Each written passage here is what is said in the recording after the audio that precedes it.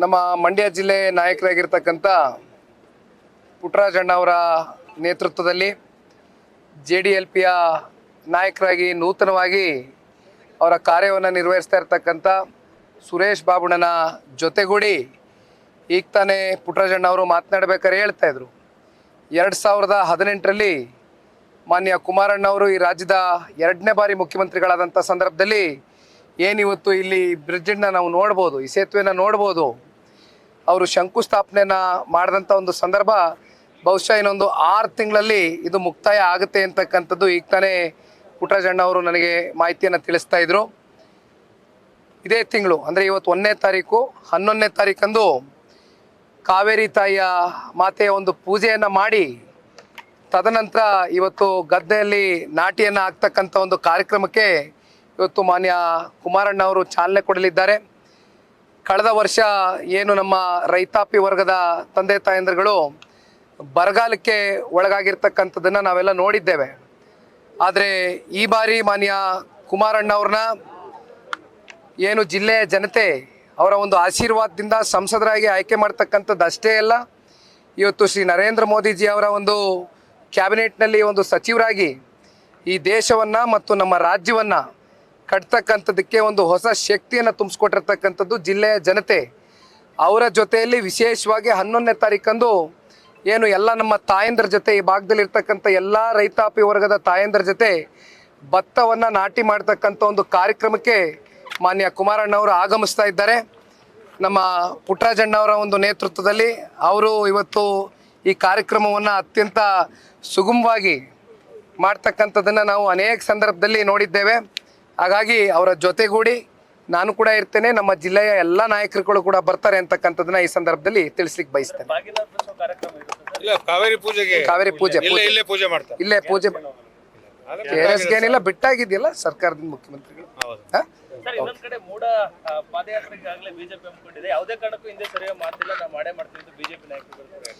ಭಾರತೀಯ ಜನತಾ ಪಾರ್ಟಿ ನಮ್ಮ ಮಿತ್ರ ಪಕ್ಷ ಸದನದ ಒಳಗಡೆ ಸದನದ ಹೊರಗಡೆ ಇವತ್ತು ಈ ಭ್ರಷ್ಟ ಕಾಂಗ್ರೆಸ್ನ ಸರ್ಕಾರ ಏನು ಅಕ್ರಮಗಳಿರ್ಬೋದು, ಹಗರಣಗಳಿರ್ಬೋದು, ಒಂದು ಕಡೆ ಮೂಡ ಅಷ್ಟೇ ಅಲ್ಲ, ಇನ್ನೊಂದು ಕಡೆ ಇವತ್ತು ವಾಲ್ಮೀಕಿ ನಿಗಮಕ್ಕೆ ಇಟ್ಟಿರ್ತಕ್ಕಂಥ ಒಂದು ಹಣವನ್ನು ಇವತ್ತು ಪರಿಶಿಷ್ಟ ಪಂಗಡ ಪರಿಶಿಷ್ಟ ಜಾತಿಗೆ ಬಳಕೆ ಮಾಡ್ಕೊಬೇಕಾಗಿರ್ತಕ್ಕಂಥ ಒಂದು ಹಣವನ್ನು ಇವತ್ತು ಸುಮಾರು 187 ಕೋಟಿ ರೂಪಾಯಿ ಇವತ್ತು ಸ್ವತಃ ಈ ರಾಜ್ಯದ ಮುಖ್ಯಮಂತ್ರಿಗಳೇ ಸದನದಲ್ಲಿ 89 ಕೋಟಿ ರೂಪಾಯಿ ಇವತ್ತು ಹಗರಣ ಆಗಿರ್ತಕ್ಕಂಥದ್ದು ಸತ್ಯ ಅಂತಕ್ಕಂಥದ್ದನ್ನು ಅವರೇ ಒಪ್ಕೊಂಡಿದ್ದಾರೆ.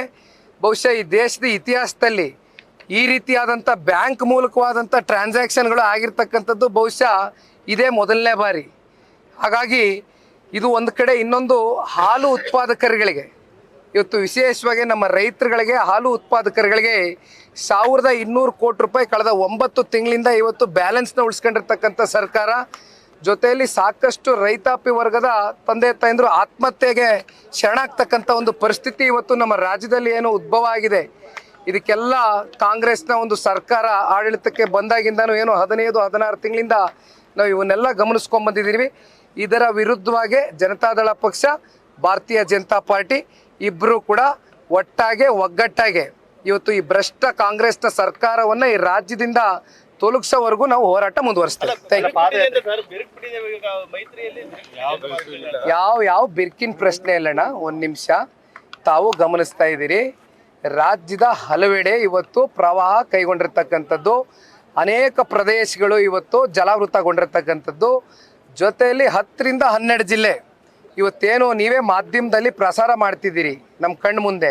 ಒಂದು ಕಡೆ ಕೇರಳದಲ್ಲಿ ಆಗಿರ್ತಕ್ಕಂಥ ಒಂದು ಘಟನೆ, ಈಗಾಗಲೇ 270ಕ್ಕೂ ಹೆಚ್ಚು ಮೃತದೇಹಗಳನ್ನ ಇವತ್ತು ಪತ್ತೆಯನ್ನು ಮಾಡಿರ್ತಕ್ಕಂಥದ್ದು. ನಿಜಕ್ಕೂ ಇದನ್ನೆಲ್ಲ ಗಮನಿಸಿದಾಗ ಅದರಲ್ಲೂ ಇವತ್ತು KR ಪೇಟೆನಲ್ಲಿ ಏನು ಒಂದು ಅಜ್ಜಿ, ಒಂದು ಸಣ್ಣ ಮಗು ಪಾಪು, 2.5 ವರ್ಷದ ಪಾಪು ಇವತ್ತು ಮೃತಪಟ್ಟಿರ್ತಕ್ಕಂಥದ್ದು ನೋಡಿದ್ರೆ ನಿಜಕ್ಕೂ ಕೂಡ ಭಾಳ ಹೊಟ್ಟೆನಲ್ಲಿ ಒಂದು ಬೆಂಕಿ ಆಗ್ತಂಗೆ ಆಗ್ತದೆ. ಇಂಥ ಸನ್ನಿವೇಶಗಳು ಇವತ್ತು ಈ ರಾಜ್ಯದಲ್ಲಿ ಪ್ರಾರಂಭ ಆಗಿದೆ. ಒಂದು ಪ್ರಕೃತಿಯ ಒಂದು ವಿಕೋಪ ಇವತ್ತು ನಮ್ಮ ಕೈಲಿಲ್ಲ, ಇದು ಭಗವಂತನ ಕೈನಲ್ಲಿ ಇರ್ತಕ್ಕಂಥದ್ದು. ಏನು ಇವತ್ತು ಇದನ್ನೆಲ್ಲ ನಾವು ನೋಡಿದಂಥ ಸಂದರ್ಭದಲ್ಲಿ ನಮ್ಮ ಕೋರ್ ಕಮಿಟಿಯ ಅಧ್ಯಕ್ಷರ ಸಮ್ಮುಖದಲ್ಲಿ ಎಲ್ಲ ಸದಸ್ಯರುಗಳು, ಎಲ್ಲ ಶಾಸಕ ಮಿತ್ರರ ಒಂದು ಸಲಹೆ ಮೇರೆಗೆ ಈ ಒಂದು ಏನು ಪಾದಯಾತ್ರೆ ಇದೆ ಇದನ್ನು ಸ್ವಲ್ಪ ದಿನ ಮುಂದೂಡಿಕೆ ಮಾಡ್ಕೊಳ್ಳಿಕ್ಕೆ ಸಾಧ್ಯವ ಅಂತಕ್ಕಂಥದ್ರ ಬಗ್ಗೆ ಎಲ್ಲ ಸಾಧಕ ಬಾಧಕಗಳ ಬಗ್ಗೆ ಚರ್ಚೆ ಆಯಿತು. ಜೊತೆಯಲ್ಲಿ ಬಾಬಣ್ಣ ಅವ್ರು ಹೇಳ್ತಾ ಇದ್ದಂಗೆ ಈಗೇನು ಒಟ್ಲಾಗ್ತಾ ಇದ್ದಾರೆ, ಮುಂದೆ ನಾಟಿಯನ್ನು ಮಾಡಬೇಕಾಗ್ತದೆ. ಇವೆಲ್ಲ ಒಂದು ಹಿನ್ನೆಲೆಯಲ್ಲಿ ರೈತರುಗಳು ಕೂಡ ಇವತ್ತು ಏನು ವ್ಯವಸಾಯವನ್ನು ಬಿಟ್ಟು ಬರ್ಲಿಕ್ಕೆ ಆಗೋದಿಲ್ಲ, ನಮ್ಮ ಜೊತೆ ಹೆಜ್ಜೆ ಹಾಕ್ಲಿಕ್ಕೆ ಆಗೋದಿಲ್ಲ ಅಂತಕ್ಕಂಥ ಹಿನ್ನೆಲೆಯಲ್ಲಿ ಇವತ್ತು ಈ ತೀರ್ಮಾನ ತಗೋಬೇಕು ಅಂತಕ್ಕಂಥದ್ದು ನಮ್ಮ ಪಕ್ಷದ ನಾಯಕರಿಗೆ ಇವತ್ತು ಮನವರಿಕೆಯನ್ನು ಮಾಡಿಕೊಟ್ಟಿದ್ದಾರೆ. ಆದರೆ ಮನವೊಲಿಕೆ ಮಾಡ್ತೀರಾ ಅಂತ ಸರ್? ಯಾಕೆಂದ್ರೆ ಬಿಜೆಪಿ ನಾವು ಮಾಡೇ ಮಾಡ್ತೀವಿ ಅಂತ ಹೇಳ್ತಿದ್ದಾರೆ. ಆ ನಿಟ್ಟಿನಲ್ಲಿ ಅವ್ರನ್ನ ಮನವೊಲಿಕೆ ನಮ್ಮ ಮಿತ್ರ ಪಕ್ಷ ಕಾಂಗ್ರೆಸ್ನ ವಿರುದ್ಧವಾಗಿ ನಮ್ಮ ಹೋರಾಟ ಮುಂದುವರಿಯುತ್ತೆ.